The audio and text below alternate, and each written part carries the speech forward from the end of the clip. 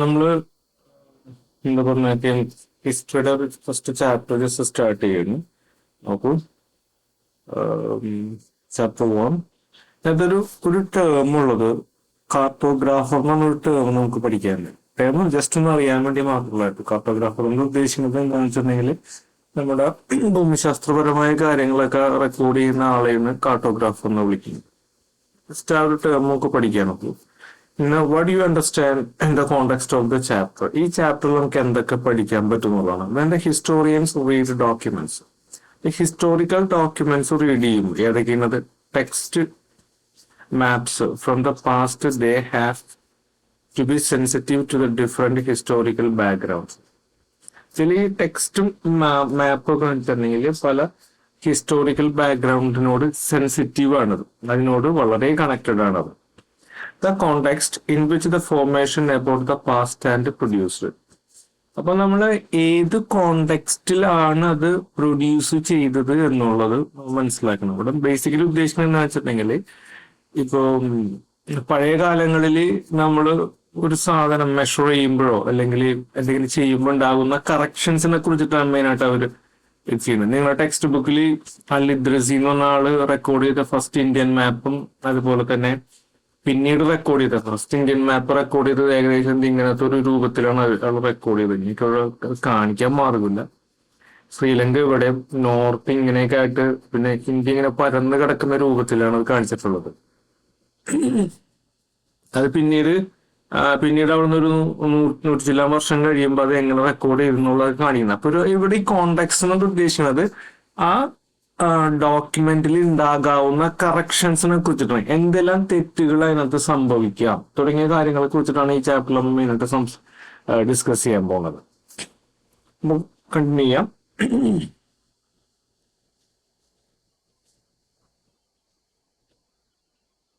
അപ്പൊ ഇവിടെ പറയുന്നത് വെൻ ഹിസ്റ്റോറിയൻസ്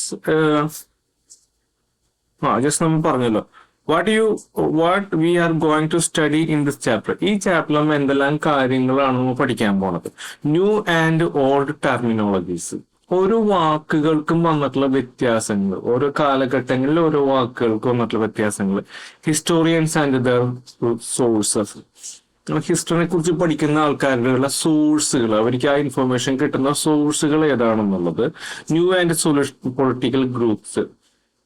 ഇത് നമുക്കൊരു ഡിഫറെന്റ് ആസ്പെക്ട്സിൽ നോക്കേണ്ട ഒരു സാധനങ്ങളാണ് ഇവിടെ നമ്മൾ. ചില പൊളിറ്റിക്കൽ ഗ്രൂപ്പ്സ് എങ്ങനെ ഉണ്ടാകുന്നു, ജാതീസ് എങ്ങനെ ഉണ്ടാകുന്നു, അതിന്റെ പ്രധാനപ്പെട്ട രാജ്യപുത്സ് എന്ന് പറഞ്ഞത്. പിന്നെ റീജിയൻസ് എങ്ങനെ ഉണ്ടാവുന്നു, empires, old and new religion. ഒരു രാജ്യത്ത് ഇപ്പൊ ഒരു എന്താ പറയുക, നമ്മുടെ ഇന്ത്യയിൽ നോക്കുകയാണെങ്കിൽ പണ്ട് കാലങ്ങളിൽ, വളരെ പണ്ടട്ടോ, 10,000 കൊല്ലങ്ങൾക്കും അല്ലെങ്കിൽ 12,000 കൊല്ലങ്ങൾക്ക് മുമ്പൊക്കെ കൺസിഡർ ചെയ്യുകയാണെങ്കിൽ ഒരു ഹിന്ദുസം എന്ന് പറയുന്ന ഒരു സാധനം, ഹിന്ദു എന്ന് പറയാൻ പറ്റില്ല, അങ്ങനത്തെ ഒരു സാധനം ഉണ്ടായിരുന്നു. Thinking about the time and historical period. ഇത് വേറൊരു ആസ്പെക്ട്സിൽ നോക്കേണ്ട ഒരു സാധനമാണ്. അപ്പൊ നമുക്ക് നോക്കാം എന്തൊക്കെയാണെന്നുള്ളത്.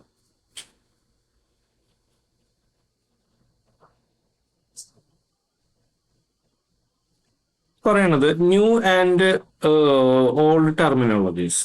There is A considerable change in the meaning of the terminologies and grammar in the text. Example as follows. Persian language terminologies and grammar വന്നിട്ടുള്ള ചില നമ്മുടെ ഇന്ത്യനെ കുറിച്ചിട്ട് പ്രധാനമായിട്ടും ഡിസ്കസ് ചെയ്തേക്കുന്നുണ്ട്. പല ആദ്യമായിട്ടുള്ള ഇൻഫർമേഷൻസ് കൊടുത്തിട്ടുള്ള പേർഷ്യൻ ലാംഗ്വേജസ് ആണ്. മുഗൾസ് ആണ് പേർഷ്യക്കാരാണ് ഇന്ത്യനെ ആക്രമിച്ചിട്ടുള്ളത്. അപ്പൊ അവര് പറഞ്ഞിട്ടുള്ള കുറെ കാര്യങ്ങളെ കുറിച്ചിട്ടാണ് ഫസ്റ്റിനെ പറഞ്ഞത്. ഹിന്ദുസം. അപ്പൊ Hinduism as per the old Persian Minhaj al Siraj historians belongs to the Mamluk dynasty as Hinduism. 13ാമത്തെ സെഞ്ചുറിയിൽ ഹിന്ദുസ്ഥാൻ എന്ന് പറയുന്ന സ്ഥലത്തിന് അവര് ഡിനോട്ട് ചെയ്ത് വളരെ ചെറിയൊരു ഹരിയാന മുതൽ ഒരു കുറച്ചൊരു ഏരിയയിൽ മാത്രം ഉൾപ്പെടുന്ന ഒരു റീജിയനെയാണ് അവര് എന്ത് പറഞ്ഞത്, ഹിന്ദുസ്ഥാൻ എന്ന് പറഞ്ഞത്. ഓക്കെ, ഇത് വളരെ ചെറിയായിട്ടുള്ള റീജിയൻ. പക്ഷെ അത് പിന്നീട് ആ ഹിന്ദുസ്ഥാൻ എന്ന് പറയുന്ന സാധനം 14th സെഞ്ചുറി ആയപ്പോ അവിടെയുള്ള ഹിന്ദുസ്ഥാൻ എന്നോട് ഉദ്ദേശിക്കുന്നത് അവിടെയുള്ള പക്ഷി മൃഗാദികള്, അവിടുത്തെ കൾച്ചർ, സബ് കോണ്ടിനെന്റ്. അപ്പൊ ആ ഒരു ഇന്ത്യൻ സബ് കോണ്ടിനെന്റ് ഇങ്ങനത്തെ ഒരു ഏരിയ കിടക്കുന്ന ഒരു, ഞാൻ വരക്കണ ശരിയല്ല എങ്കിലും നിങ്ങൾ അഡ്ജസ്റ്റ് ചെയ്യാം. ഇങ്ങനെ കിടക്കുന്ന ഇവിടെ ഉള്ള മൊത്തം ഏകദേശമുള്ള അവിടുത്തെ ഒരു കൾച്ചറിനെയും അതുപോലെ തന്നെ അവിടുത്തെ പക്ഷി മൃഗാദികളെയും ജീവജാലങ്ങളെയും ഒക്കെ ഇത്രയും കൂടി ഡിനോട്ട് ചെയ്യാൻ വേണ്ടി ഹിന്ദുസ്ഥാൻ എന്ന് പറഞ്ഞത്. ഫസ്റ്റ് പറഞ്ഞ ഹരിയാന മുതൽ ഏകദേശം ഇവിടം വരെയുള്ള ഒരു ഏരിയനാണ് ഹിന്ദുസ്ഥാൻ എന്ന് പറഞ്ഞത്. ആര് 13ാമത്തെ നൂറ്റാണ്ടിൽ. ഇപ്പൊ 14ാമത്തെ നൂറ്റാണ്ടിൽ ഈ മൊത്തം ഏരിയനെ ഉൾക്കൊള്ളുന്ന രീതിയിലായി. അപ്പൊ അതിന്റെ ഹിന്ദുസ്ഥാൻ എന്ന് പറയണതിന്റെ മീനിങ് മാറുന്നതുണ്ടോ? അതുപോലെ തന്നെ പണ്ട് കാലഘട്ടങ്ങളിൽ ഫോറിനർ എന്ന് പറയുന്നത്, ഇപ്പൊ പണ്ട് കാലഘട്ടങ്ങളിൽ കുഞ്ഞു കുഞ്ഞു ഗ്രാമങ്ങളാണ്. ഇവിടെ ഒരു ഗ്രാമം ഉണ്ടാവും, ഇവിടെ ഒരു ഗ്രാമം ഉണ്ടാവും, കുഞ്ഞു കുഞ്ഞു ഗ്രാമങ്ങളാണ്. അപ്പൊ ഇവിടെ ഈ ഗ്രാമത്തിലോട്ട് എവിടെ വേറെ ഏത് ഗ്രാമത്തിൽ നിന്നും ഒരു അറിയപ്പെടാത്ത ഒരാൾ വന്നിട്ടുണ്ടെങ്കിൽ അതിനെ ഫോറിനർ എന്നാണ് വിളിച്ചിരുന്നത്. ഇന്നത്തെ കാലത്ത് എങ്ങനെ ഫോറിനർ എന്ന് പറയുന്നത്? നമ്മുടെ ഇന്ത്യയിലല്ലാത്ത, നമുക്ക് കണ്ടുപരിചയമില്ലാത്ത ആൾക്കാരെ പോലും നമുക്ക് ഫോറിനർ എന്ന് വിളിക്കാൻ പറ്റില്ല. തമിഴനാണ് ഇപ്പോൾ നമുക്ക് കണ്ടുപരിചയം ഉണ്ടാവില്ല. അപ്പൊ ഇന്ത്യയിലല്ലാത്ത വേറെ ആരെങ്കിലും നമ്മൾ ഫോറിനറിന് ഇന്നത്തെ കാലഘട്ടം കൊണ്ട് നമ്മൾ ഉദ്ദേശിക്കുന്നത്. അപ്പൊ ആ രണ്ട് മീനിങ്ങിൽ വന്നിട്ടുള്ള, അല്ലെങ്കിൽ ആ രണ്ട് വേർഡുകളുടെ മീനിങ്ങിൽ വന്നിട്ടുള്ള വ്യത്യാസങ്ങൾ നിങ്ങൾക്ക് മനസ്സിലാവുന്നത്. ഹിന്ദുസ്ഥാൻ എന്ന് പറയുന്നതും അതുപോലെ തന്നെ എന്താ പറയണത്, ഫോറിനർ എന്ന് പറയുന്നത്. ഇനി അടുത്തത് പറഞ്ഞ ഹിസ്റ്റോറിയൻസ് ആൻഡ് ദ റിസോഴ്സസ് എന്ന്. അപ്പൊ നമ്മളിവിടെ ഈ നേരത്തെ പറഞ്ഞ കാര്യങ്ങൾ നമ്മൾ ശ്രദ്ധിക്കേണ്ടത്, ഓരോ കാലഘട്ടങ്ങളിലും 13ാമത്തെ നൂറ്റാണ്ടിലും 14ാമത്തെ നൂറ്റാണ്ടിലും ഹിന്ദുസ്ഥാൻ എന്ന് പറയുമ്പോൾ ഉണ്ടാകുന്ന കോണ്ടെക്സ്റ്റും അതിനകത്ത് മൊത്തം ഇന്ത്യയിലല്ല അപ്പൊ അന്നേരം ഉദ്ദേശിക്കുന്നത് ആ ഒരു ചെറിയൊരു. അപ്പൊ ഹിന്ദുസ്ഥാൻ ഈ പറയുന്ന സിറാജ് ഈ പറയുന്ന ഹിസ്റ്റോറിയൻ ഹിന്ദുസ്ഥാനിലുള്ള ആൾക്കാരുകൾ അങ്ങനെയാണ് ഇങ്ങനെയാണെന്നൊക്കെ പറഞ്ഞിട്ടുണ്ടെങ്കിൽ എവിടെയാണ്? ഇപ്പൊ ഇന്ത്യ കൺസിഡർ ചെയ്യണമെങ്കിൽ ഇങ്ങനെ കൺസിഡർ ചെയ്യുകയാണെങ്കിൽ എന്താ പറയുക, ഹിന്ദുസ്ഥാൻ എന്ന് പറയുന്ന ആൾക്കാരെ കുറിച്ച്, അയാൾ ഇവിടുത്തെ ആൾക്കാരെ കുറിച്ചിട്ടാണ് പറയുന്നത്, അല്ല ത്രൂ ഔട്ട് ഇന്ത്യയിലുള്ള ആൾക്കാരെ കുറിച്ചിട്ടല്ല. അപ്പൊ നമ്മ ഈ പറയുന്ന ഇയാളുടെ ഡോക്യുമെന്റ്സ് ആണ് നമ്മൾ ഫോളോ ചെയ്യുന്നത് എന്നുണ്ടെങ്കിൽ ഇയാൾ ആരെ കുറിച്ചിട്ടായിരിക്കും പറയണത്? എന്റെ കോണ്ടാക്സ്റ്റ് എന്തെന്നാണ്? ഇവിടുത്തെ ഒരു ഏരിയയിലുള്ള ആൾക്കാരെ കുറിച്ചിട്ടായിരിക്കും പറയുന്നത്, അല്ല ത്രൂ ഔട്ട് ഇന്ത്യയിലത്തെ ആൾക്കാരെ കുറിച്ചിട്ടല്ല. പക്ഷേ 14ാം നൂറ്റാണ്ടിലാണെങ്കിലോ ആരെ കുറിച്ചിട്ടാണ്? ഏകദേശം ഇന്ത്യ ത്രൂ ഔട്ടുള്ള ആൾക്കാരെ കുറിച്ചിട്ടായിരിക്കാനുള്ള പക്ഷിമൃഗാദികളെ കുറിച്ചിട്ടായിരിക്കും. ഹിന്ദുസ്ഥാനിൽ ഇവിടെ ഉള്ള മൃഗങ്ങൾ, അല്ലെങ്കിൽ 14ാം നൂറ്റാണ്ടിൽ ഹിന്ദുസ്ഥാനിൽ ഇവിടെ ഉള്ള മൃഗങ്ങൾ ഇവിടെ ഉണ്ടാവും നമുക്ക് പറയാൻ പറ്റും? ഒരിക്കലും ഇല്ല. അപ്പൊ അതാണ് കോണ്ടെക്സ്റ്റ് കൊണ്ട് ഉദ്ദേശിക്കുന്നത്. അപ്പോ ഇനിയിപ്പോ ഹിസ്റ്റോറിയൻസ് ആൻഡ് ദ റിസോഴ്സസിനെ കുറിച്ചുള്ള ഭാഗം നമ്മൾ ഈ 700 മുതൽ 1700 ഇതെന്ന് പറഞ്ഞാല് CE ആണ്, കോമൺ എറ എന്നാണ് ഉദ്ദേശിക്കുന്നത്. CE 700 മുതൽ 1750 വരെയുള്ള കാലഘട്ടത്തിന് ഇതിനെ ശരിക്കും മിഡീവൽ പീരീഡ് എന്നാണ് വിളിക്കുന്നത്. ഈ മിഡീവൽ പീരീഡിനെ നമ്മള് ഇതിന് വേൾഡ് ഹിസ്റ്ററിയിൽ നമ്മൾ നോക്കുകയാണെങ്കിൽ ഒരു 500 മുതൽ 1500 വരെയുള്ള കാലഘട്ടത്തിനാണ് മിഡീവൽ പീരീഡ്. അപ്പൊ ഏകദേശം ഈ രണ്ടും ഏകദേശം മാച്ചായി പോകുന്നുണ്ട്. Historians still rely on the coins, inscriptions, architectures and textures and text books. അപ്പൊ ഹിസ്റ്റോറിയൻസ് മെയിൻ ആയിട്ട് എന്തുമ്പോഴാണ് റിലേ ചെയ്യുന്നത്? അവരുടെ സ്റ്റഡി നടത്താണ്ട് കോയിൻസ്, ഇൻസ്ക്രിപ്ഷൻസ്, ആർക്കിടെക്ചേഴ്സ്. ഇൻസ്ക്രിപ്ഷൻസ് എന്ന് വെച്ചിട്ടുണ്ടെങ്കിൽ കല്ലുമ്മലും അതുപോലെ തന്നെ ബ്രോൺസിന്റെ പ്ലേറ്റ്സുമ്മലും പല സാധനങ്ങളിലും എഴുതി വെച്ചിട്ടുള്ള പെട്ടെന്ന് മാഞ്ഞു പോകാത്തുള്ള സാധനങ്ങളാണ് ഇൻസ്ക്രിപ്ഷൻ എന്ന് വിളിക്കുന്നത്. ആർക്കിടെക്ചർ, ഒരു ബിൽഡിങ്ങിന്റെ കൺസ്ട്രക്ഷന്റെ ആ ഒരു സ്റ്റൈലുണ്ട്. ഇപ്പൊ ഒരു യൂറോപ്യൻ സ്റ്റൈലൊക്കെ ഇങ്ങനെ ഭയങ്കര സ്ലോപ്പി ആയിട്ടുള്ള മേൽക്കൂരകളായിരിക്കുള്ളൂ. നമ്മുടെ കേരള സ്റ്റൈൽ എന്നൊക്കെ പറഞ്ഞാൽ സ്ലോപ്പ് കുറഞ്ഞിട്ടുള്ള മേൽക്കൂരകളായിരിക്കുള്ളൂ. അപ്പൊ ഇത് ഡൂം സ്ട്രക്ചേഴ്സ്. അപ്പൊ ഇങ്ങനെയുള്ള ആർക്കിടെക്ചർ ആയിട്ടുള്ള ഡിഫറൻസുകളേക്കാണ് അവർ കൺസിഡർ ചെയ്യുന്നത്. അതെങ്ങനെ, ഏത് കാലത്ത് വന്നു തുടങ്ങിയ കാര്യങ്ങളൊക്കെ ബേസ് ചെയ്തിട്ടുള്ള പല സ്റ്റഡി നടത്തും. പിന്നെ അത് മീൻസ് ആണ് ടെക്സ്റ്റുകൾ, ആ കാലഘട്ടങ്ങളിൽ ഉപയോഗിച്ചിട്ടുള്ള ടെക്സ്റ്റുകൾ, എഴുതിയിട്ടുള്ള പല സാധനങ്ങളെയും ബേസ് ചെയ്തിട്ടാണ് ഹിസ്റ്റോറിയൻസ് സ്റ്റഡി നടത്തുന്നത്. നമുക്ക് അടുത്ത സെഷനിലേക്ക് പോകാം. Text records increased. ഇനി പറയുന്ന ഒരു പ്രധാനപ്പെട്ട ഒരു സാധനം 1700 മുതൽ 1750 വരെയുള്ള കാലഘട്ടങ്ങളിൽ പേപ്പർ ബിക്കം ചീപ്പർ ആണെന്ന് പറയുന്നത്. ആദ്യ കാലഘട്ടങ്ങളിൽ, ഈ തുടക്ക കാലഘട്ടങ്ങളിലൊന്നും പേപ്പർ അത്ര ചീപ്പല്ലായിരുന്നു, അറിയ പോലും ഇല്ലായിരുന്നു. പിന്നീടാണ് പേപ്പറിന്റെ കണ്ടുപിടുത്തം ഉണ്ടാകുമ്പോൾ പേപ്പർ കൂടുതലായിട്ട് ഉപയോഗിക്കാനും പറയണ പിന്നെ പിന്നെ അത് പേപ്പർ വളരെ ചീപ്പാവാനും തുടങ്ങി. പേപ്പേഴ്സ് ചീപ്പാവുന്നതോടുകൂടി എന്ത് പറ്റും, അത് എഴുതാനുള്ള അതിനകത്ത് എഴുതി പിടിപ്പിക്കാനുള്ള സാധ്യത വളരെ ഹൈ ആയി വരുന്നുണ്ട്. അപ്പൊ cheaper was available more widely, എല്ലായിടത്തും ഈ സാധനം അവൈലബിൾ ആവാൻ തുടങ്ങി. അപ്പൊ നമ്മൾ മനസ്സിലാക്കേണ്ട ആ കാലഘട്ടങ്ങളിൽ എഴുതാൻ വേണ്ടി ഉപയോഗിച്ചിരുന്നത് എന്തെന്ന്, ആദ്യം കല്ലുകളിലേക്ക് തന്നെ എഴുതി വെച്ചിരുന്നത്, പിന്നെ എന്ത് മെറ്റൽ പ്ലേറ്റ്സുകൾക്ക് മാറി, പിന്നീട് അത് എന്താ പറയണ നമ്മുടെ താളിയോല എന്തെങ്കിലും പനയോലമ്മലായി, പിന്നെ അത് പേപ്പറിലേക്ക് മാറി. അപ്പൊ ഈ ഓരോ കാലഘട്ടങ്ങളിലും എഴുതാൻ ഉപയോഗിച്ചിരുന്ന സാധനങ്ങൾ, അതിന്റെ കോണ്ടെക്സ്റ്റ്, അതുപോലെ തന്നെ ഈ സാധനങ്ങളിലേക്കാണ് ഒരു റിലേ ചെയ്യുന്നത്. അപ്പൊ ഇനി മെയിൻ ആയിട്ട് നമ്മൾ ഫോക്കസ് ചെയ്യാൻ വേണ്ട എന്തുമ്പോഴാണ്, പേപ്പറുമ്മലാണ്. ഇപ്പൊ എന്തുകൊണ്ടാണ് പേപ്പർ കൂടുതലായിട്ട് നമ്മൾ റിലേ ചെയ്യാനുള്ള കാരണം, ആ കാലഘട്ടങ്ങളിൽ ഈ പറയുന്നത് 700 തുടങ്ങി 1750 ആകുമ്പോഴത്തേക്കും പേപ്പർ വളരെ ചീപ്പ് ആവാൻ തുടങ്ങുന്നുണ്ട്, എല്ലായിടത്തും അവൈലബിൾ ആവാൻ തുടങ്ങുന്നുണ്ട്. അപ്പൊ ഏറ്റവും കൂടുതൽ കാര്യങ്ങൾ എഴുതി വെച്ചിരിക്കുന്ന എന്തെങ്കിലായിരിക്കും, പേപ്പറിലായിരിക്കും.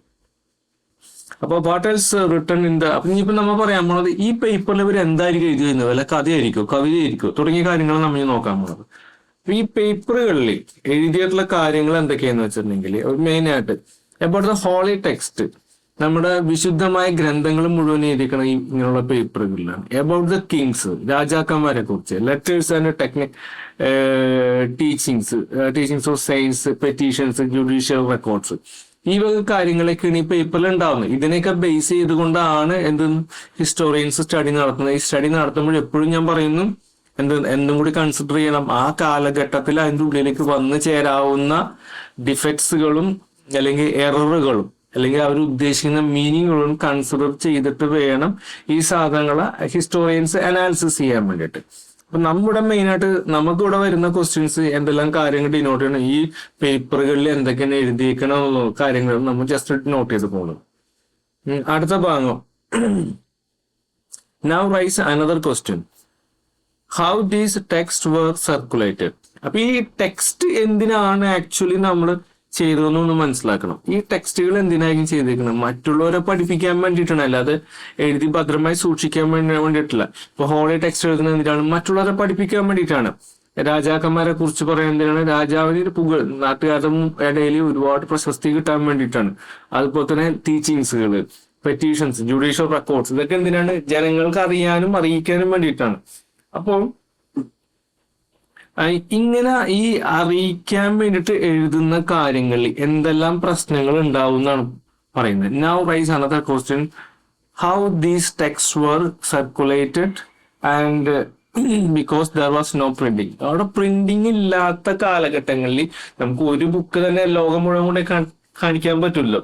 അപ്പൊ അതിന് പകരമായിട്ട് അവർ എങ്ങനെ സാധനം ചെയ്തിട്ടുണ്ടാവും എന്നാണ് ഇവിടെ പറയുന്നത്.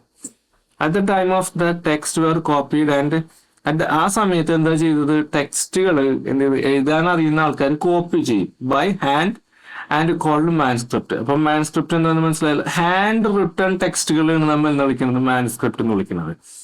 What are the problems can expect when the historians rely on the manuscript. മാൻസ്ക്രിപ്റ്റ്സുമാ ഹിസ്റ്റോറിയൻസ് റിലേ ചെയ്യുമ്പോൾ, അതുമാ ഒരുപാട് ട്രസ്റ്റ് ചെയ്യുമ്പോൾ എന്തെല്ലാം പ്രശ്നങ്ങൾ അതിനകത്ത് ഉണ്ടാകും എന്നുള്ളത് നമുക്ക് നോക്കാം.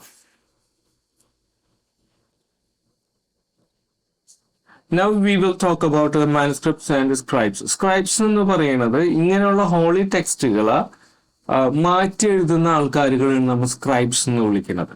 അപ്പോൾ what are the manuscript? Manuscripts are the hand written books collected by the wealthy peoples, rulers, monasteries, temples, libraries, archives. ഇതിലൊക്കെ കളക്ട് ചെയ്തിരിക്കുന്ന ഒരാളുടെ ഹാൻഡ് റിട്ടൺ സാധനങ്ങളാണ് നമ്മൾ എന്ത് വിളിക്കുന്നത്, ആർച്ചീവ്സ്. അത് എഴുതുന്ന ആൾക്കാരെ നമ്മൾ സ്ക്രൈബേഴ്സ് എന്ന് വിളിക്കും. മാൻസ്ക്രിപ്റ്റ്സ് written by the scribers.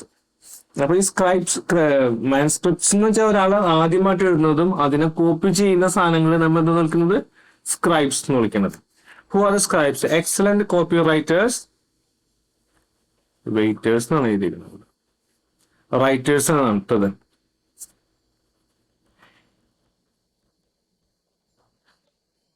Who copied the manuscripts by hand. Hand കൊണ്ട് ഒരാൾ എഴുതിയ കാര്യങ്ങൾ, ഒരു ബുക്ക് എഴുതിയിട്ടുണ്ടെങ്കിൽ, ഒരു ഹോളി ടെക്സ്റ്റ് എഴുതിയിട്ടുണ്ടെങ്കിൽ അതിനെ കോപ്പി അടിക്കുന്ന അല്ലെങ്കിൽ കോപ്പി എഴുതുന്ന ആളെ, വളരെ നീറ്റായിട്ട് കോപ്പി ആക്കുന്ന ആളെ നമ്മൾ സ്ക്രൈബ്സ് എന്ന് വിളിക്കുന്നത്. ഇനി ഈ സ്ക്രൈബ്സുകൾ എഴുതുമ്പോൾ എന്തെല്ലാം പ്രശ്നങ്ങൾ ഉണ്ടാവും നമ്മൾ നോക്കാൻ പോണത്. What are the problems with scribes? Scribes may introduce small changes due to the non understanding of meaning. അപ്പോ ഈ ഒരാൾ എഴുതിയേക്കണുള്ള മീനിങ്, ആ വേർഡിന്റെ മീനിങ് മനസ്സിലാവുമ്പോ അവർക്ക് മനസ്സിലാവുന്ന രീതിയിൽ ആ വേർഡിൽ ചില മാറ്റങ്ങൾ വരും. ചിലപ്പോൾ ഹാൻഡ് റൈറ്റിംഗ് മനസ്സിലാവാതെ കൊണ്ടും അങ്ങനത്തെ ചെറിയ മാറ്റങ്ങൾ വന്നേക്കാം. And changes may keep going. അങ്ങനെ ഈ ചേഞ്ചുകൾ ഇങ്ങനെ മാറിക്കൊണ്ടേ, ഇങ്ങനെ കൂടുതൽ ചേഞ്ചുകൾ വന്ന് വന്ന് വന്ന് വന്ന് വന്ന് വന്ന് and there will be a considerable change from the original meaning after a long period of time. ഒരു ലോങ് പീരീഡ് ഓഫ് ടൈമിന് ശേഷം ഈ ചേഞ്ചുകൾ ഇങ്ങനെ സംഭവിച്ച് മാനുസ്ക്രിപ്റ്റ്സിന് എന്ത് പറ്റും, അല്ലെ സോറി മാനുസ്ക്രിപ്റ്റ്സിനല്ല, സ്ക്രൈബ്സിന് എന്ത് പറ്റും, നമ്മുടെ ഇതിന് എന്താണ് അതിന്റെ പേര്, മാനുസ്ക്രിപ്റ്റ്സിന് എന്നല്ലേ, മാനുസ്ക്രിപ്റ്റ്സിന് എന്ത് പറ്റും, കുറെ ചേഞ്ചുകൾ സംഭവിക്കും. അപ്പൊ ലെറ്റ്സ് ഇമാജിൻ ഒരാള് മെയിൻ ആയിട്ടുള്ള മാനുസ്ക്രിപ്റ്റ്സിനെ ഒരാൾ റിലേറ്റ് ചെയ്തു, ഒരാൾ സ്ക്രൈബ് ചെയ്ത മാനുസ്ക്രിപ്റ്റ്സ് റിലേറ്റ് ചെയ്തു. അപ്പൊ ചിലപ്പോൾ ഇത് തമ്മിൽ ഒരുപാട് വ്യത്യാസം ഉണ്ടാവും.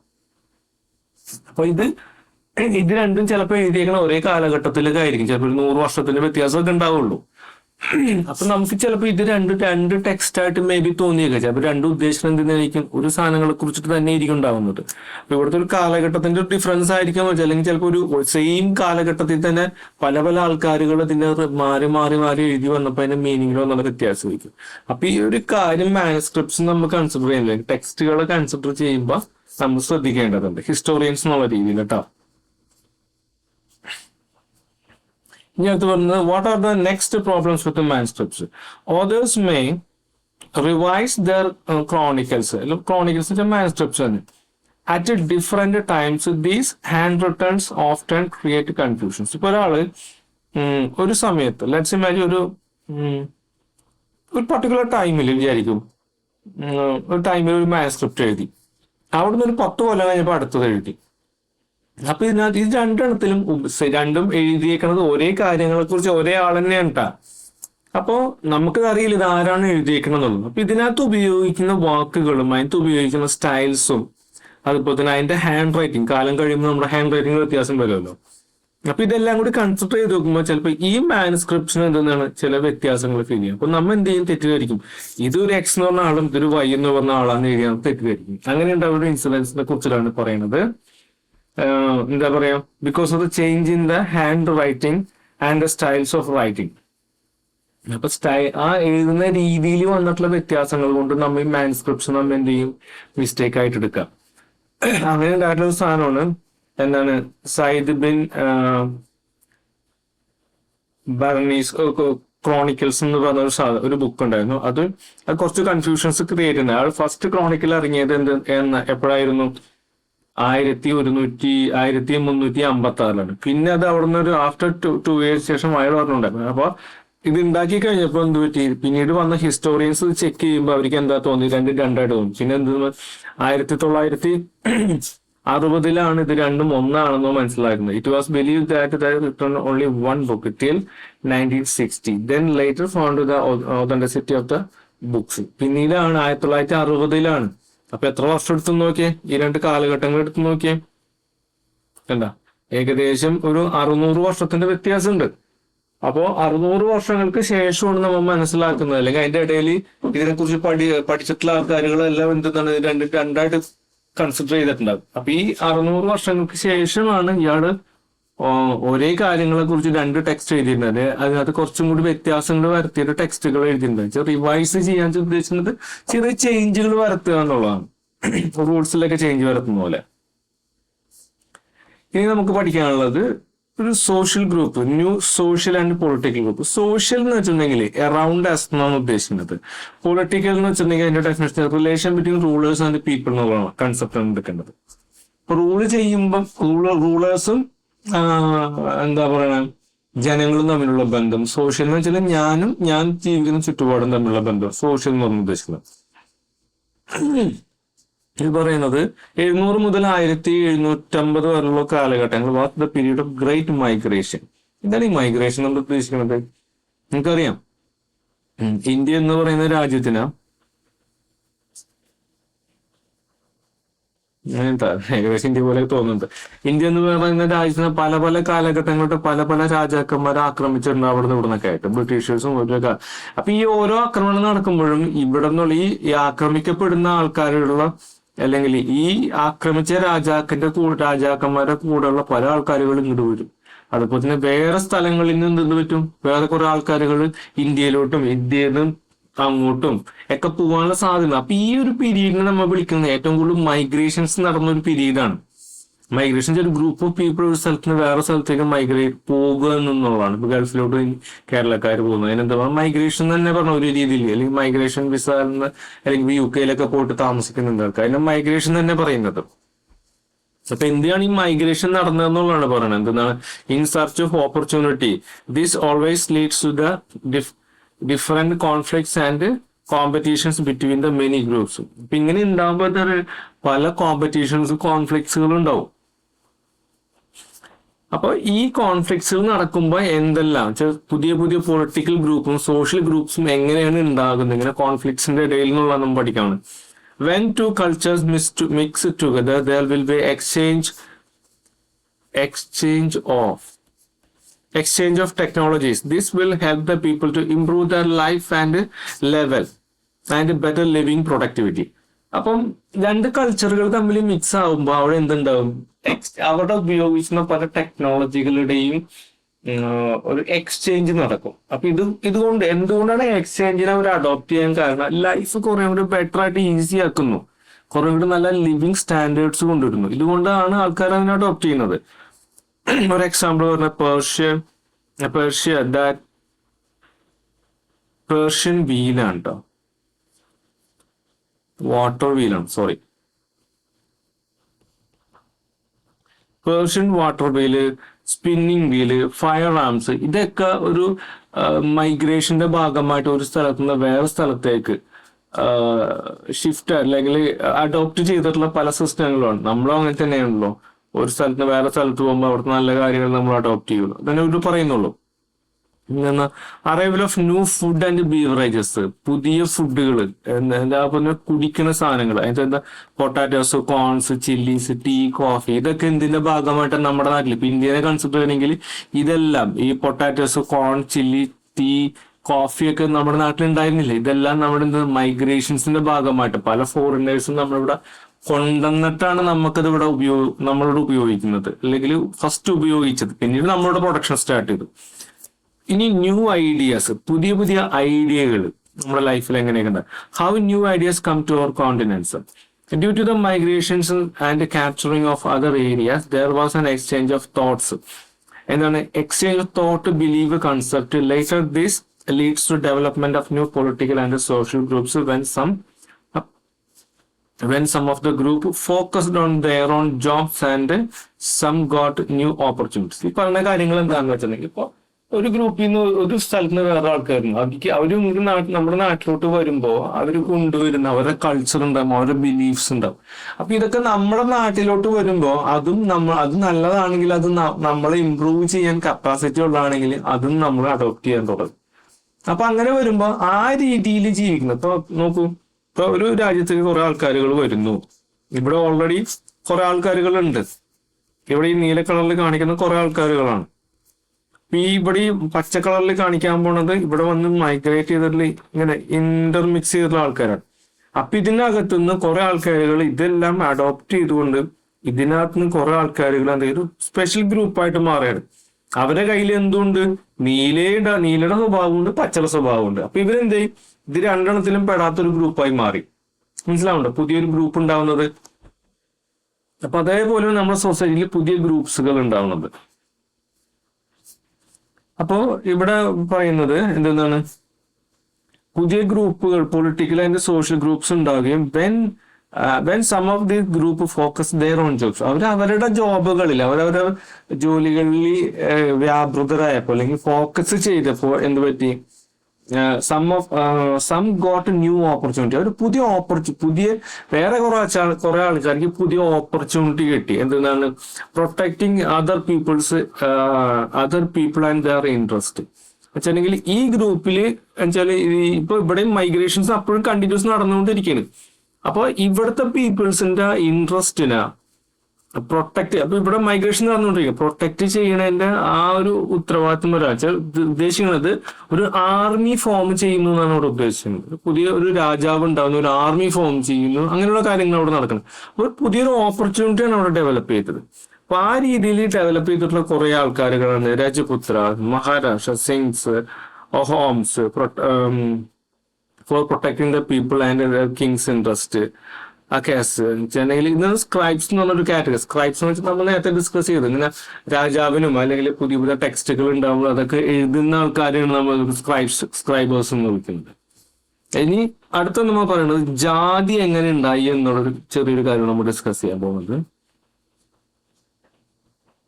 ഫസ്റ്റ് നമ്മൾ മനസ്സിലാക്കേണ്ടത്, ഫസ്റ്റ് മനുഷ്യന്മാരുണ്ടായപ്പോൾ ഒരു ഗ്ലോബിന് ഒരു ഏരിയ എടുക്കുകയാണെങ്കിൽ ഇവിടെ ഭൂരിഭാഗം സ്ഥലത്തും കാടായിരിക്കും. ഇവിടെ കുറച്ച് ആൾക്കാരുകൾ മാത്രം താമസിക്കുന്നുണ്ട്.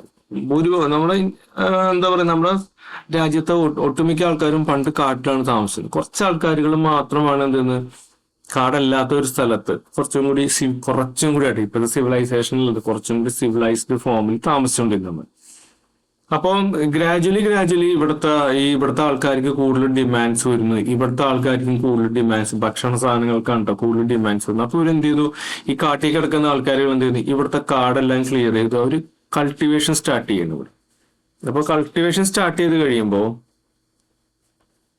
അപ്പൊ ഇവിടുത്തെ കാടുകളെല്ലാം അപ്രത്യക്ഷമായി. ഇവിടെ എന്തായി നമ്മുടെ ഫീൽഡുകളായി മാറി. അപ്പൊ ഈ വയലുകളായി മാറി. അപ്പൊ ഈ വയലുകള് അപ്പൊ ഇവിടെ ഒരു ഗ്രൂപ്പ് ഉണ്ട്, ഗ്രൂപ്പ് ഓഫ് പീപ്പിൾസ് ഇവിടെ ഉണ്ട്. ഈ വയലുകളിൽ താമസിക്കുന്ന ആൾക്കാരുകളെ ഈ സൊസൈറ്റി കിടക്കുന്ന ആൾക്കാരുകൾ പിന്നെ ഡിപ്പെൻഡ് ചെയ്യാൻ തുടങ്ങി. എന്തിനീ?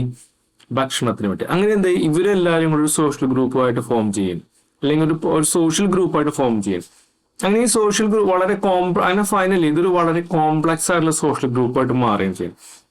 അപ്പൊ അതിനകത്തൊരു പർട്ടിക്കുലർ ഗ്രൂപ്പ് എന്ന് പറഞ്ഞത് കൃഷി ചെയ്യുന്ന ആൾക്കാരുകൾ. അപ്പൊ ഇവരെന്താണ് കൃഷിക്കാരെന്നാണ് ആ കാലഘട്ടങ്ങളിൽ വിളിച്ചിരുന്നത്, ഫാർമേഴ്സ്. അപ്പോൾ ഇങ്ങനെയാണ് ഒരു സോഷ്യൽ ഗ്രൂപ്പുകൾ ഫോം ചെയ്യുന്നത്. നമുക്ക് നോക്കാം എന്താണെന്നുള്ളത്. Jatis extended from the group. ഒരു ഗ്രൂപ്പ് ഓഫ് പീപ്പിളിൽ നിന്നാണ് പിന്നീട് ജാതി ഉണ്ടാവുന്നത്.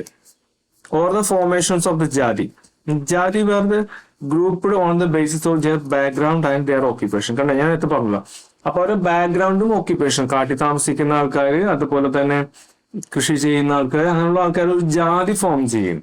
Long before the majority peoples living in the forest, some of these peoples cleared the forest and started farming slowly.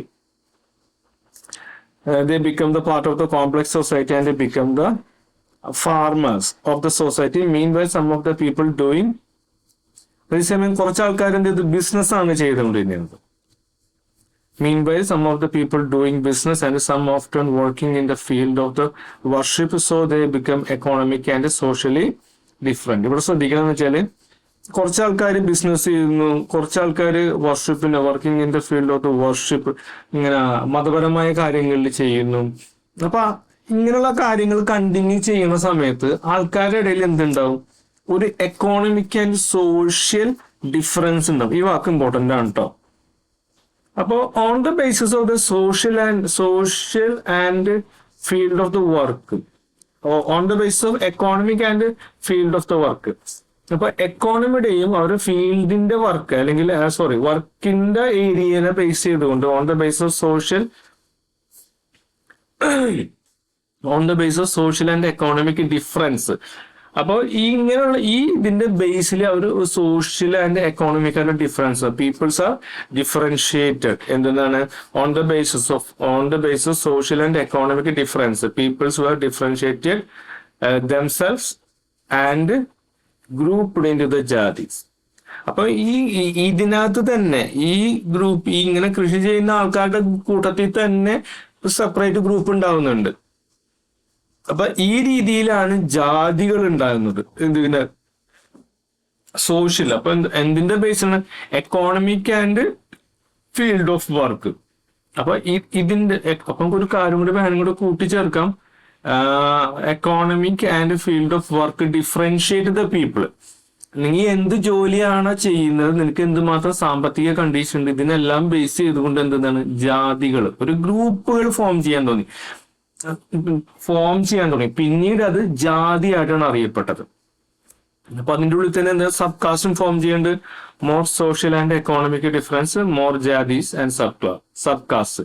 അപ്പൊ കൂടുതൽ ഡിഫറൻസുകളുള്ള എന്താ പറയണേ ജാതികൾ ഉണ്ടാവുകയാണെങ്കിൽ, അല്ലെങ്കിൽ കൂടുതൽ എക്കോണമിക് ആൻഡ് സോഷ്യൽ ഡിഫറൻസ് ഉള്ള ഗ്രൂപ്പുകൾ ഉണ്ടെന്നുണ്ടെങ്കിൽ അവിടെ എന്തുണ്ടാവും, കൂടുതൽ ജാതികൾ ഉണ്ടാവും. അപ്പൊ അങ്ങനെ പറഞ്ഞിട്ടുള്ള മെയിൻ 2-3 ജാതികളാണ് നമ്മുടെ കേരളത്തിൽ അല്ലെങ്കിൽ ഇന്ത്യയിൽ ഉണ്ടായിരുന്നത്. ബ്രാഹ്മിൻസ്, ക്ഷത്രിയ, വൈശ്യ, ശൂദ്ര. ഇതിന്റെ ഉള്ളിൽ തന്നെ പറയാൻ സബ് ജാതികൾ ഉണ്ട് കേട്ടോ. അപ്പൊ ജാതിയുടെ ഫോർമേഷൻ നമുക്ക് മനസ്സിലായി. ആദ്യം എന്താണ്, ഒരു സ്ഥലത്ത് കുറെ ആൾക്കാരുകൾ താമസിക്കുന്നു, ഒരു പർട്ടിക്കുലർ വർക്ക്, കുറെ ആൾക്കാരുകൾ. ഇവിടെ കൃഷിക്കാരായിരിക്കും, ഫാമിംഗ് ആയിരിക്കും, ഇവിടെ ബിസിനസ് ആയിരിക്കും, ഇവിടെ വർഷിപ്പ് ആയിരിക്കും. അപ്പൊ ഇവരുടെ ഇടയിൽ ഒരു എക്കോണമിക് ഡിഫറൻസ് ഉണ്ടാവും. ഈ എക്കോണമിക് ഡിഫറൻസിനെ ബേസ് ചെയ്തിട്ട് എന്തെങ്കിലും ഇവിടെ ഫാർമറിന് വിളിച്ചു, ഇവിടുന്ന് ബിസിനസ്സുകാരനെ വിളിച്ചു, ഇവരെ വർഷിപ്പറിന് വിളിച്ചു. പിന്നീട് ഇവരിക്കുന്ന ജാതി പേരുകൾ പതുക്കെ പതുക്കെ വരികയാണ് ചെയ്യുന്നത്. കുറെ ആൾക്കാർ എന്താണ് രാജ്യത്തിന്റെ പ്രൊട്ടസ്റ്റ് ചെയ്യുന്ന ആൾക്കാർ, അല്ലെങ്കിൽ പ്രൊട്ടക്ട് ചെയ്യുന്ന ആൾക്കാരുണ്ട്. അപ്പൊ ഈ പ്രൊട്ടക്ട് ചെയ്യുന്ന ആൾക്കാരുകൾ ഇപ്പൊ ബ്രാഹ്മിൻസ് എന്ന് ഉദ്ദേശിക്കുന്നത് എന്താണ്, ദൈവത്തിനായിട്ട് ബന്ധപ്പെട്ട്. ക്ഷത്രിയ എന്ന് വെച്ചിട്ടുണ്ടെങ്കിൽ നമ്മുടെ രാജ്യത്തിനെ പ്രൊട്ടക്ട് ചെയ്യുന്ന ആൾക്കാർ. അങ്ങനെ അങ്ങനെ പല പല കാറ്റഗറിയിലുള്ള ജാതികൾ ഫോം ചെയ്യുന്നുണ്ടായത്. പിന്നെ പറയുന്ന കാര്യം എന്ന് വെച്ചിട്ടുണ്ടെങ്കിൽ, at the beginning jadis may mean were group on the basis of their background. ചെറിയ സംഭവം ചെയ്യാനുണ്ട്, wait.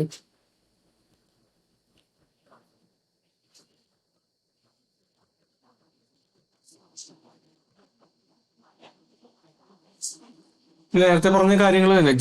Jatis grouped on the basis of the background and their occupation but ranks were not fixed. അപ്പൊ ഓരോ ജാതിയിലും റാങ്ക്സുകളൊന്നും ഫിക്സ്ഡ് ആയിരുന്നില്ല. Anyone can do any job. അപ്പൊ ആ കാലഘട്ടം വളരെ വളരെ വളരെ പണ്ട് ആർക്ക് വേണമെങ്കിൽ എന്ത് ജോബ് വേണമെങ്കിൽ ചെയ്യാൻ പറ്റുന്ന ഒരു കണ്ടീഷൻ ആയിരുന്നു.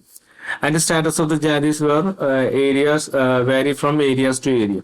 അപ്പൊ ഇവിടെ 2 ഏരിയാസ് ഉണ്ട്. ഇവിടെ എ എന്ന് പറയുന്ന ജാതി ഫാർമിംഗ് ആണെങ്കിൽ, ഇവിടെ എ എന്ന് പറയുന്ന ജാതി ചിലപ്പോൾ എന്തായിരിക്കും, വർഷിപ്പ് ആയിരിക്കും. മനസ്സിലാവുന്നുണ്ടോ? അപ്പൊ ഈ ഏരിയകൾ മാറുന്നതനുസരിച്ച് ജാതികളുടെ എന്താണ്, ഒരു ഗ്രൂപ്പ് ഓഫ് പീപ്പിൾസിന്റെ എന്ത് മാറുന്നുണ്ട്, അവരുടെ ജോലി മാറുന്നുണ്ട്, അവരുടെ സ്റ്റാറ്റസും മാറുന്നുണ്ട്. ദ റൂളേഴ്സ് വേർ, അങ്ങനെ എന്ത് പറ്റി, jatis formed their own rules and regulation. അപ്പൊ ഈ ജാതിക്ക് ഒരു പ്രത്യേകത ഉണ്ട്. ഇവരുടെ ഉള്ളിൽ തന്നെ ചില റൂൾസ് ആൻഡ് റെഗുലേഷൻസ് ഉണ്ടായിരുന്നു to manage the conduct of their members. അപ്പൊ ജാതിയുടെ ഉള്ളിൽ തന്നെയാണ്. അപ്പൊ നമ്മൾ ഇന്ന് കാണുന്ന റൂളിങ് അല്ലെങ്കിൽ റൂൾസ് ഒക്കെ എവിടെ നിന്നാണ് ഉണ്ടാവില്ല, ജാതികളുടെ ഉള്ളിൽ നിന്നാണ് ഉണ്ടാവില്ല. അവരുടെ ജനങ്ങളുടെ കണ്ടക്റ്റും സ്വഭാവവും അവരെങ്ങനെ പെരുമാറണം തുടങ്ങിയ കാര്യങ്ങളൊക്കെ നിശ്ചയിക്കാൻ വേണ്ടിയിട്ട് അവരുണ്ടാക്കിയിട്ടുള്ള കുറെ rules and regulations. These rules were enforced by the assemblies of leaders. അപ്പൊ ഇവിടെ പറയുന്ന കാര്യം ജാതി പഞ്ചായത്ത്. അപ്പൊ ഇവിടെ എന്താണ്, ചിലപ്പോൾ ഇതൊരു ജാതി എന്ന് വെച്ചാൽ ഒരു ഗ്രൂപ്പ് ഓഫ് പീപ്പിൾ ഇവിടെ ഉണ്ടാവും, ഇവിടെ ഉണ്ടാവും, ഇവിടെ ഉണ്ടാവും. ഇവിടെ കുറെ ജാതികളായിരിക്കും, ഇവരെ കുറെ ലീഡേഴ്സ് ഉണ്ടാവും. അപ്പൊ ഇവരെല്ലാം ഒരു ജാതി പഞ്ചായത്തിന്റെ അണ്ടർലൈൻ ചിലപ്പോൾ ഒരു ഗ്രൂപ്പ് ഓഫ് പീപ്പിൾസ് ഉണ്ടാവും. തമിഴ്നാട്ടിലൊക്കെ കൃത്യമായിട്ട് കാണാൻ പറ്റും, നമുക്ക് സിനിമകളിലൊക്കെ കാണാൻ പറ്റുന്നത്. ഞാൻ ഭയങ്കര ഫാസ്റ്റ് ആയിട്ട് എടുത്തു പോണത്. പിന്നെ എന്താണ്, അപ്പൊ എന്താ പറയുക, അപ്പൊ ജാതി ഈ പഞ്ചായത്ത് ഉണ്ടായി. അതിന് ജാതി പഞ്ചായത്ത് വില്ലേജ് ഉണ്ടായിരുന്നു. വില്ലേജ് ഒരു ലീഡർ ഉണ്ടായിരുന്നു. Village together form A state.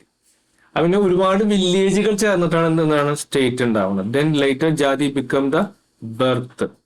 അങ്ങനെ ജാതി ഉണ്ടാവുന്നു. ഫസ്റ്റ് എന്താണ്, ജാതി ഉണ്ടാവുന്നു. പിന്നെ എന്താണ്, അടുത്ത എന്താണ്, ജാതി പഞ്ചായത്ത് ഉണ്ടാവുന്നു. പിന്നെ വില്ലേജ് ഉണ്ടാകുന്നു. കുറെ വില്ലേജുകൾ ചേർന്ന് എന്തുണ്ടാവും, ഒരു സ്റ്റേറ്റ് ഉണ്ടാകും. അപ്പൊ ഇങ്ങനെ ജാതിയും അതിനെ കണക്ട് ആയിട്ടുള്ള ആൾക്കാരുകൾ ഉണ്ടാവും, ഒരു രാജ്യം ഉണ്ടാകുന്നത്. പിന്നീട് സമയം കഴിയുന്തോറും ജാതി എന്ന് പറയുന്നത് ഒരാൾക്ക് ഇഷ്ടമുള്ള രീതിയിൽ ചെയ്യാൻ പറ്റാത്ത അവസ്ഥയിലേക്ക് കുറെ കാലമായിട്ട് ഒരു ഫാർമർ, ഒരു തലമുറയായിട്ട് ഒരു ഗ്രൂപ്പ് ഓഫ് പീപ്പിൾ ഫാമിംഗ് ആണ് ചെയ്തുകൊണ്ടിരിക്കുന്നത്. അപ്പൊ ആ ഗ്രൂപ്പിൽ ഒരാൾ ജനിച്ചു കഴിഞ്ഞാൽ അയാൾക്ക് പെട്ടെന്ന് പോയിട്ട് ഒരു എന്താ പറയുക വാരിയർ ആകാനോ അല്ലെങ്കിൽ പൂജ ചെയ്യുന്ന ആളാകാനോ പറ്റൂലായിരുന്നു. അപ്പോ അപ്പൊ ആ സമയത്ത് അവന്റെ ജാതി എന്താണ്? ബൈ ബർത്ത് ആണ്. ജാതി ഒരു ജാതി തന്നെ കുറെ കാലം കുറെ തലമുറകൾ ജീവിച്ചു കഴിഞ്ഞാൽ പിന്നെ അവിടെ ജനിക്കുന്ന ആളും എന്ത് തന്നെയായിരിക്കും? ആ ജാതി തന്നെ പെട്ട ആളായിരിക്കും. ഇതാണ് ബൈ ബർത്ത് കൊണ്ട് ഉദ്ദേശിക്കുന്നത് കേട്ടാ. ഇനി അടുത്ത് നമുക്ക് പഠിക്കാനുള്ളത് region and empires എന്ന് പറഞ്ഞിട്ട്. We know that 700 to 100, 750 many empires, Cholas, Tughlaqs, Mughlaqs encompassed many regions. But how do we know these information? നമുക്ക് ഈ ഇൻഫോർമേഷൻസ് അല്ല. അപ്പൊ നമ്മള് ജാതിനെ കുറിച്ച് പറഞ്ഞു, ഹിസ്റ്റോറിയൻസിനെ കുറിച്ച് പറഞ്ഞു, അവരുടെ ടെക്സ്റ്റുകളൊക്കെ കുറിച്ച് പറഞ്ഞു. ഇനിയിപ്പോ ഇവര് പറയുന്നത് എന്താണ്? ഈ പറയുന്ന ഇൻഫോർമേഷൻസ് എല്ലാം നമുക്ക് എവിടെ നിന്നാ കിട്ടിയെന്നുള്ളതാണ് പറയുന്നത്. These informations from the text of that time. ആ കാലഘട്ടത്തിലുള്ള ടെക്സ്റ്റിൽ നിന്നാണ് കിട്ടിയത്. അപ്പൊ ആ കാലഘട്ടത്തിൽ പ്രധാനപ്പെട്ട ഒരു ടെക്സ്റ്റ് ആണ് ഡോമിനന്റ് ടെക്സ്റ്റിന്റെ പ്രശസ്തി. പ്രശസ്തി എന്ന് പറയുന്ന ഒരു ഡോമിനന്റ് ആയിട്ടുള്ള ഒരു ടെക്സ്റ്റൽ ഫോം ഉണ്ട്. അത് നമ്മുടെ കോപ്പർ പ്ലേറ്റ് സിമ്പിളാണ് അത് എഴുതി വെക്കുന്നത്. ടെക്സ്റ്റ് ബുക്കിൽ ഉണ്ട് അത്. അപ്പോ ഈ ടെക്സ്റ്റുകളെ നമുക്ക് ഒരിക്കലും 100% വിശ്വസിക്കാൻ പറ്റില്ല. അതിന്റെ ഒരു പ്രധാനപ്പെട്ട ദീസ് ടൈപ്പ് ഓഫ് ടെക്സ്റ്റ് ചിലപ്പോൾ leads to misleading informations. In the prashasti written about the Genghis Balban എന്ന് പറഞ്ഞ was a king of the Delhi. His empire was extended from Afghanistan to Bengal, but it is found that by the modern scientists was wrong information. ചില ഇന്നത്തെ modern സയന്റിസ്റ്റുകളുമാര് എന്ത് കണ്ടുപിടിച്ചു? അത് തെറ്റായിട്ടുള്ള informations ആണ് കണ്ടുപിടിച്ചു. അപ്പൊ ഇതൊന്നും നമുക്ക് 100% വിശ്വസിക്കാൻ പറ്റില്ല. അതിനെക്കുറിച്ച് നമ്മൾ റിസർച്ച് നടത്തിയെങ്കിൽ മാത്രമേ നമുക്ക് ഓരോ ഇൻഫോർമേഷൻസും അത് ശരിയാണോ തെറ്റാണ്. പക്ഷെ എങ്കിലും നമുക്ക് ചെറിയ ലീഡുകൾ ഇവന്മാർക്ക് തരാൻ പറ്റുന്നുള്ളതാണ് പറയേണ്ടത്. What is my regional kingdom? അടുത്ത നമുക്ക് പറഞ്ഞത് റീജിയണൽ കിങ്ഡം എന്താണെന്ന് നോക്കാം. A person who controls A large area which have A distinct boundaries, common language and culture is അത് ക്യാരക്ടറിസ്റ്റിക്സ്. ഒരാള് ഒരു പർട്ടിക്കുലർ ഏരിയ, ഒരു ലാർജ് ഏരിയനെ കൺട്രോൾ ചെയ്യുന്നു. അപ്പൊ ഇവിടെ ഒരേ ഭാഷ, ഒരേ കൾച്ചർ ആണെന്നുണ്ടെങ്കിൽ അതിനെ വിളിക്കും റീജിയണൽ കിങ്. അതേസമയം ഒരു കിങ് ഉണ്ട്, അയാൾ എന്താണ് ഇതുപോലെ കുറെ സ്ഥലങ്ങളെ കൺട്രോൾ ചെയ്യുന്നുണ്ട്. ഒരുപാട്